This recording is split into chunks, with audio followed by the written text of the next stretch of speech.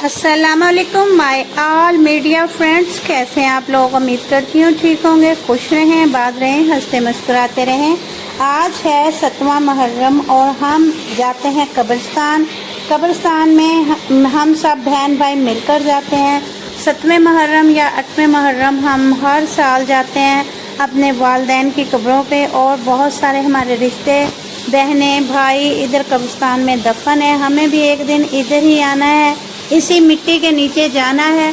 तो दुआ किया करें, जो हमसे बिछड़ गए हैं, हमारे पास नहीं है, कब्र पे चले जाया करें, दुआ खैर किया करें, क्योंकि इन कब्रों को देखकर आखिरत याद आती है कि आखिर हमें भी इसी मिट्टी के नीचे आना है। बंदे का गुरूर टूटता है, दुनियादारी भूल जाता है थोड़ी देर के लिए, और आखिरत दिलों में बस जाती है। कब्रों पर जाया करें, अपनों को याद किया करें, क्योंकि अपने भी आप लोगों को याद करते हैं। कब्रों के ऊपर मिट्टी लगाएं या ना लगाएं, दुआए खैर के लिए चले जाया करें। हमें जाना चाहिए कब्रों पर। हम तो हर साल आते हैं, मुझे नहीं पता कोई जाता है नहीं जाता, लेकिन हम पूरी फैमिली ज़रूर आते हैं। अपने पढ़ा करें और पढ़कर इनके लिए दुआ किया करें, क्योंकि हमारे जो चले गए हैं हमसे कुछ भी नहीं ले गए, हमने उनको कुछ भी नहीं देना। अगर दे सकते हैं तो अल्लाह का पढ़कर कलाम दे सकते हैं, इसके अलावा उनको किसी चीज़ की ज़रूरत नहीं है। रब ताला आसानियाँ करने वाला है, बस आप नमाज पढ़ें, कुरान पाक पढ़ें और अपने प्यारों को बख्शा करें। बस मेरी यही छोटी सी आप लोगों के लिए एक दरख्वास्त है, पढ़ा करें, पढ़कर बख्शा करें। वो हमारे मुंतज़र होते हैं कि हम कुछ उनको दें। अगर दे सकते हैं तो हम कलाम पाक का सवाब पहुंचा सकते हैं, इसके अलावा उनके लिए हम कुछ नहीं कर सकते। यही छोटी सी आप लोगों के लिए एक दरख्वास्त है, पढ़ा करें, पढ़कर बख्शा करें। वो हमारे मुंतज़र होते हैं कि हम कुछ उनको दें।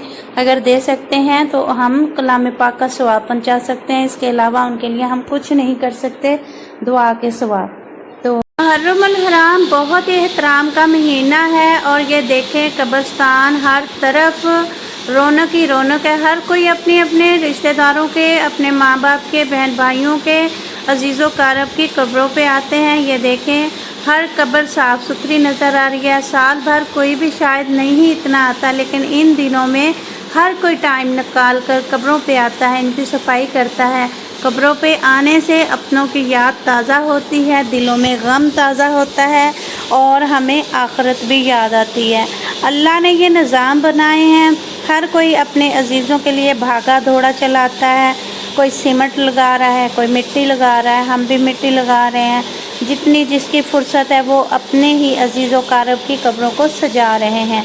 इन दिनों में कब्रिस्तान में रौनक नज़र आती है। आप बाकी दिनों में तो आपने देखा होगा कि कोई ही कब्रिस्तान जाता है, लेकिन इन दिनों में हर कोई अपना टाइम निकाल कर कब्रों पर आता है।